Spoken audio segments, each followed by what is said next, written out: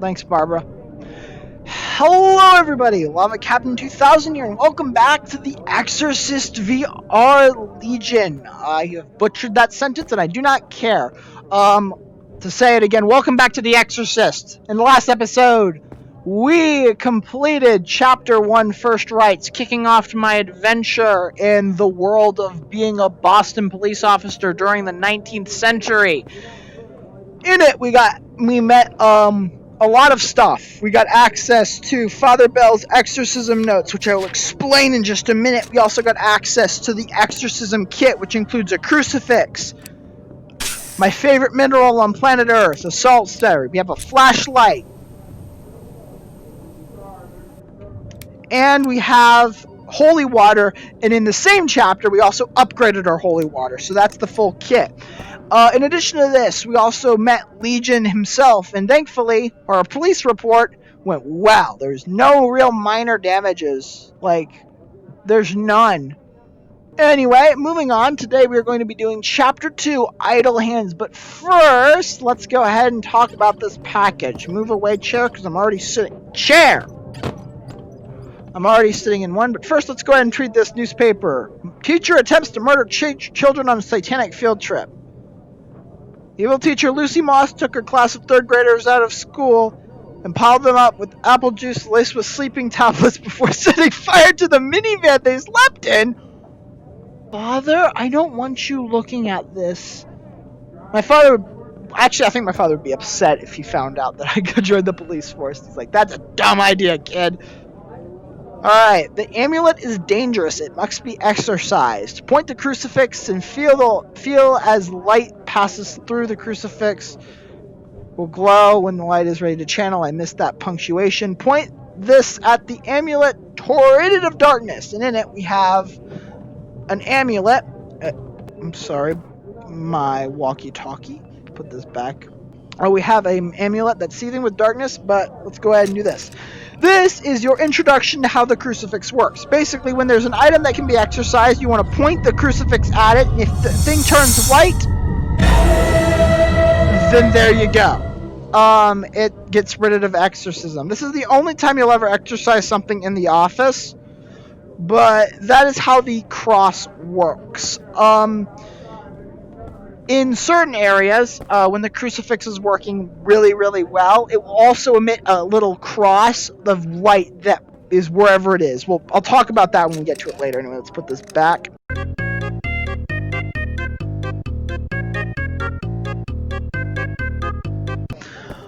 Anyway, let's explain Father Ted's notes. Father Ted's notes, if you want some, information on certain creatures or certain stuff, this is basically a how-to guide for playing the game in a nutshell. It gives you a lot of backstory. It gives you a lot of information on the various demons that we'll be talking about, as well as the various tools you'll be given at your disposal. And that's basically what that is. It's very useful if you want some advice, and you also get an achievement for reading it for a bunch of times. Anyway, I've dilly-dallied on long enough. Let us begin with Idle Hands, Chapter 2.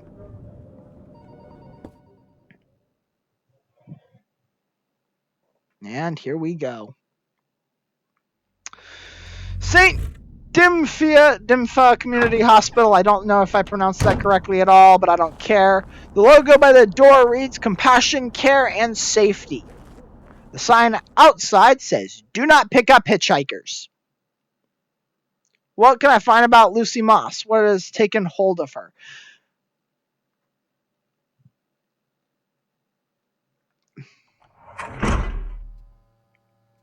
It would not be a horror game without going into a hospital, would it? So... Boop.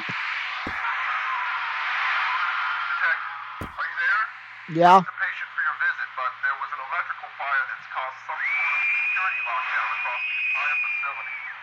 I'll come down to meet you as soon as I can secure patients in the day. And by the way, we still have the patient's belongings. I put them out on the security room table for you to take a look at. Please, do not attempt to speak to the patient until I can get down there. It's quite dangerous.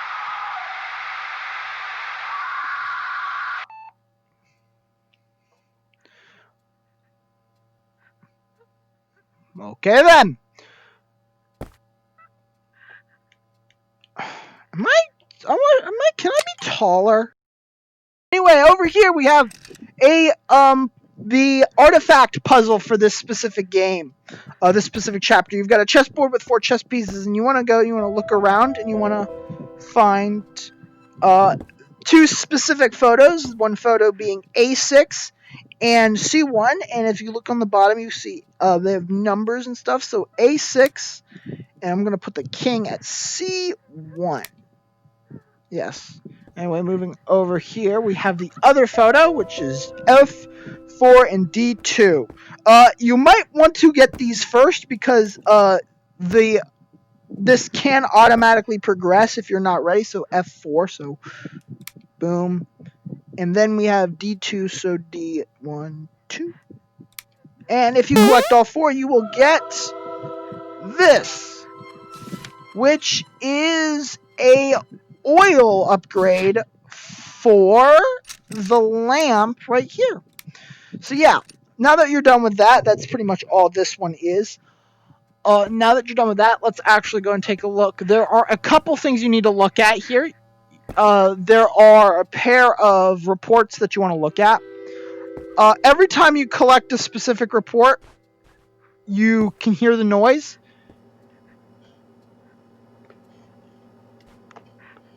Anyway. Jesus Christ. For being a teacher, she's decked out in tattoos. There's Lucy Moss. God damn it, I hate this. Insects and superstition. Occultism and demonology.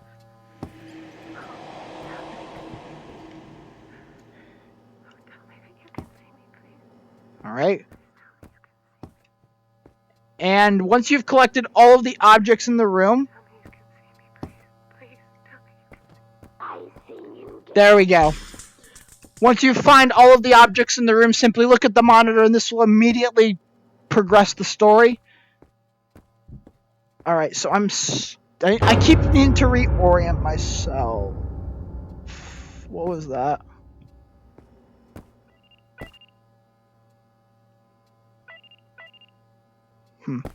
Alright.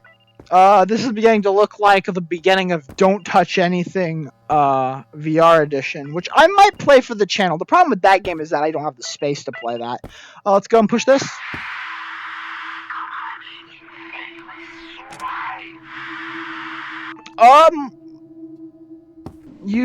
Dude, you're fighting, dude, I'm like goddamn Yoda. I'm not even touching the ground. I'm floating in space! Here's my arm. I'm looking this way, so this is where I need to go. I'm trying to keep the same direction, so let's go. Hey, what's up, everybody? So this is Lucy.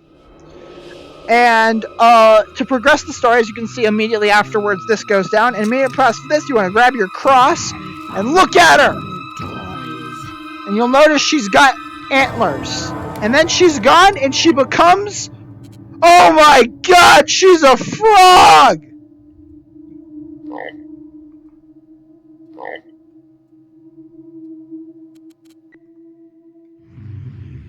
And...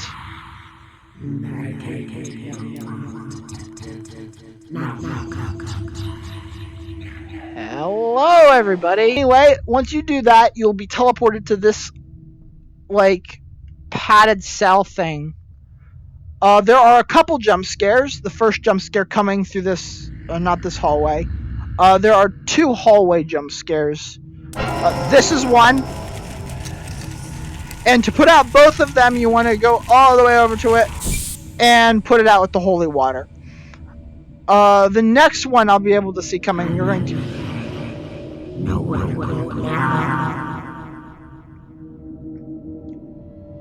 Bonk. Alright. Moving onward. There's not a whole lot. This is a very weird one. Anyway, you've got this shadow here, who's actually got a half of it missing. And then in this hallway, you've got another jump scare, who you are then going to want to put this out with holy water as well, and then turn your light back on. Then you are going to go through here, and you are going to find a bunch of hands.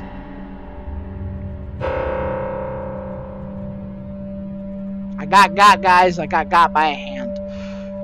Anyway. No, I did not. I found religion. I found God, because everybody knows the worst people are the ones that find God.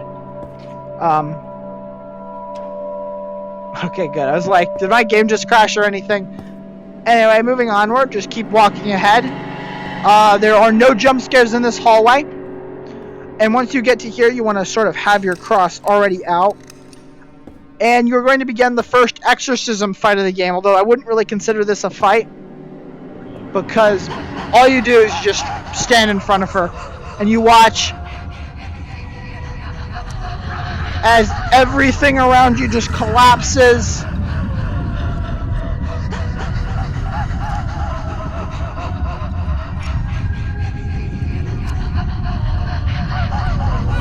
And you want to stick it right at her head. And then you see the antler guy. And then, once you do this, you're going to want to turn around and keep your cross right at her. And once you get her, that's it. And as you can see, that's what I meant by the whole light thing. She doesn't have enough freaking... I need to bleep that. The deer girl doesn't have enough time to reach you, and she falls apart. And that is one demon of the Legion defeated, exorcised, and killed. And she turns into moths, like a true deer girl would. I don't even know if it's a girl. It's an it, basically. Thank you. And there she is.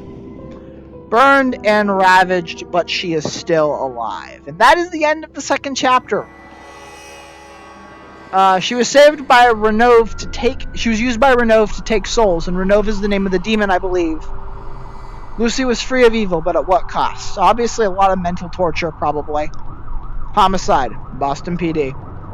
I believe I nailed all of the objectives for this specific one. This one's probably the easiest to 100%. Watch, now I'm not going to have 100%. Package arrived for you. It's on your desk. Alright. We have a package.